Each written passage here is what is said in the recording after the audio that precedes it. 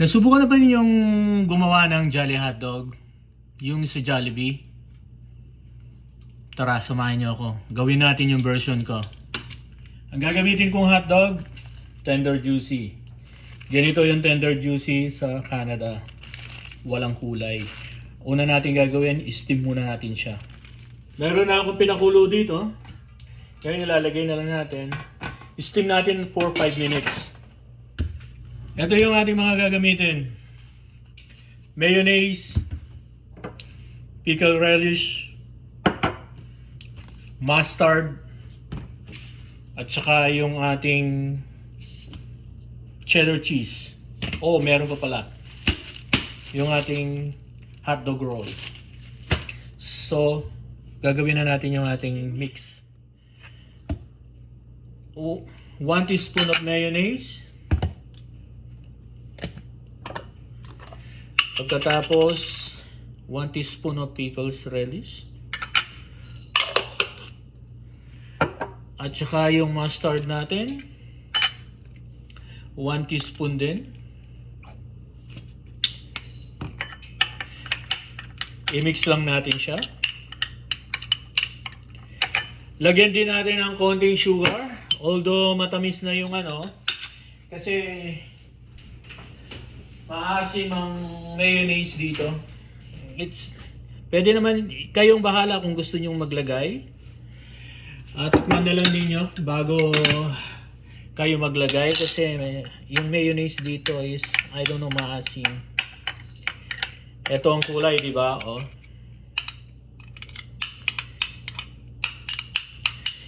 Ngayon naman, ihanda natin yung ating bread.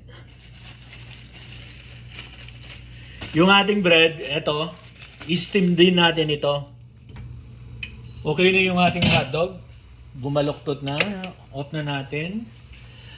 Pagkatapos, punasan natin yung medyo may tubig-tubig siya. Ilagay natin yung bread. Naka-off na yan. Ano lang yan, segundo lang yan. Kukunin na natin maya-maya. Tabi muna natin ito. Mag-grate muna tayo ng cheese para sa toppings. Nasa inyo rin kung gaano karaming cheese ang gusto nyong ilagay. Okay. Pwede na to.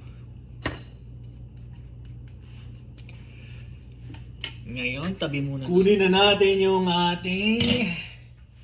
Tingnan nyo kalambot yung ating bread. Oh. Lambot, diba? Oh. Tsaka yung ating hotdog. So ngayon gagawin na natin. Ito yung ating hotdog. Tapos yung ating dressing. Diba? Jollibee ang dating. Hindi nyo na itatanong nagtrabaho ka sa Jollibee. Nagtrabaho ko sa Jollibee. And then, that time, tinitigman namin kung ano ba yung ingredients ng toppings. At lagyan natin yung ating cheese. And then, malalasahan mo naman kung ano yung mga nasa toppings na yon. Ayan. Sa tingin ko, eto siya. Ito na yung ating Jolly Hotdog. So, ito na yung ating finished product. Yung ating Jolly Hotdog. So, tikman na natin ngayon. Meron akong sobra pa dito sayang to. Ilagay na natin.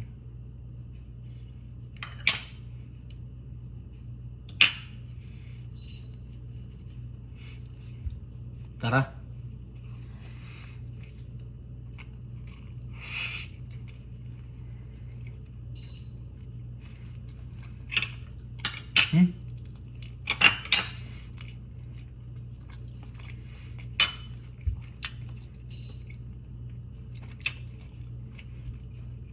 Try